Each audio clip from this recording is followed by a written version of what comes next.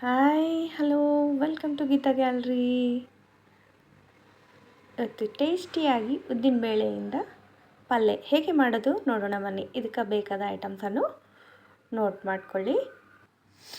ಮೊದಲಿಗೆ 1 ಕಪ್ ಉದ್ದಿನಬೇಳೆಯನ್ನು ಒಂದು ಬೌಲ್ನಲ್ಲಿ ತೆಗೆದುಕೊಂಡು ಚೆನ್ನಾಗಿ ವಾಶ್ ಮಾಡ್ಕೋಬೇಕು. ಇದಕ್ಕೆ ಬೇಳೆ ಥರ ಇರೋ ಉದ್ದಿನಬೇಳೆಯನ್ನು ತೊಗೋಬಾರ್ದು.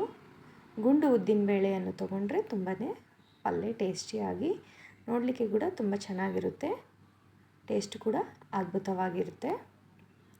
1 ಕಪ್ ಉದ್ದಿನಬೇಳೆಯನ್ನು ಹಾಕ್ಕೊಂಡು ಚೆನ್ನಾಗಿ ತೊಳೆದು 2 ತಾಸು ನೀರಲ್ಲಿ ನೆನೆ ಇಟ್ಕೊಳ್ಳಿ. ನೋಡಿ ಎಷ್ಟು ಚೆನ್ನಾಗಾಗಿದ್ದಾವಲ್ಲ ಉದ್ದಿನಬೇಳೆ, ತುಂಬ ಚೆನ್ನಾಗಾಗಿದ್ದಾವೆ.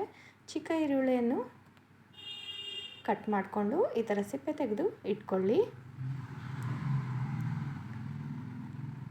ಕುಕ್ಕರ್ ಪ್ಯಾನ್ನಲ್ಲಿ ಸ್ವಲ್ಪ ಎಣ್ಣೆಯನ್ನು ಹಾಕ್ಕೊಳ್ಳೋಣ. ಇದಕ್ಕೆ ಎಣ್ಣೆ ಒಂದು 2 ದೊಡ್ಡ ಚಮಚ ಹಾಕಿದರೆ ಪಲ್ಯ ಜಿಗಿ ಜಿಗಿಯಾಗಿ ಆಗೋದಿಲ್ಲ. ಎಣ್ಣೆ ಕಾದ ನಂತರ ಸಾಸಿವೆ ಜೀರಿಗೆಯನ್ನು ಹಾಕ್ಕೊಳ್ಳಿ. ಸಾಸಿವೆ ಜೀರಿಗೆ ಚಿಟಪಟ ಅಂದ ನಂತರ ಹೆಚ್ಚಿದ ಈರುಳ್ಳಿಯನ್ನು ಹಾಕ್ಕೊಳ್ಳಿ. ನೆನೆಸಿದ ಉದ್ದಿನಬೇಳೆಯನ್ನು ಹಾಕ್ಕೊಂಡು ಒಂದು 2 ನಿಮಿಷ ಎಣ್ಣೆಯಲ್ಲಿ ಫ್ರೈ ಆಗಲು ಬಿಡಿ. ಚೆನ್ನಾಗಿ ಮಿಕ್ಸ್ ಮಾಡ್ಕೋಬೇಕು. ಆಮೇಲೆ ಒಂದು 1/2 ಕಪ್ ನೀರನ್ನು ಹಾಕ್ಕೊಳ್ಳಿ.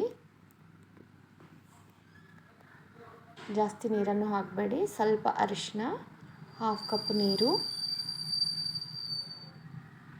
ರುಚಿಗೆ ತಕ್ಕಷ್ಟು ಉಪ್ಪು, ಖಾರ. ನೀವು ಖಾರ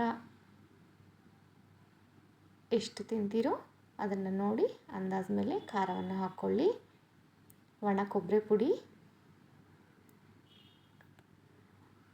ಎಲ್ಲವನ್ನು ಹಾಕಿ ಒಂದು 2 ನಿಮಿಷ ಕುದಿಯಲು ಬಿಡಿ. ಚೆನ್ನಾಗಿ ಮಿಕ್ಸ್ ಮಾಡಿಕೊಳ್ಳಿ ಎಲ್ಲವನ್ನು. ಕುಕ್ಕರ್ ಲಿಡ್ ಕ್ಲೋಸ್ ಮಾಡಿ ವಿಸಿಲಿಟ್ಟು 2 ವಿಸಿಲ್ಸ್ ತನಕ ಬೇಯಿಸ್ಕೊಳ್ಳಿ. ಬೇಯಿಸಿದ ನಂತರ ಕರಿ ರೆಡಿ. ಇದಕ್ಕೆ ಕರಿಬೇವು ಕೊತ್ತಂಬರಿ ಸೊಪ್ಪು ಹಾಕಿ ಸರ್ವ್ ಮಾಡಿ. ಬಿಸಿ ಬಿಸಿ ಚಪಾತಿ ಜೊತೆ, ರೋಟಿ ಜೊತೆ ತುಂಬಾ ಟೇಸ್ಟಿಯಾಗಿರುತ್ತೆ. ಉದ್ದಿನಬೇಳೆ ಪಲ್ಯ ರೆಡಿಯಾಗಿದೆ. ಒಂದು ಸತಿ ಟ್ರೈ ಮಾಡಿ.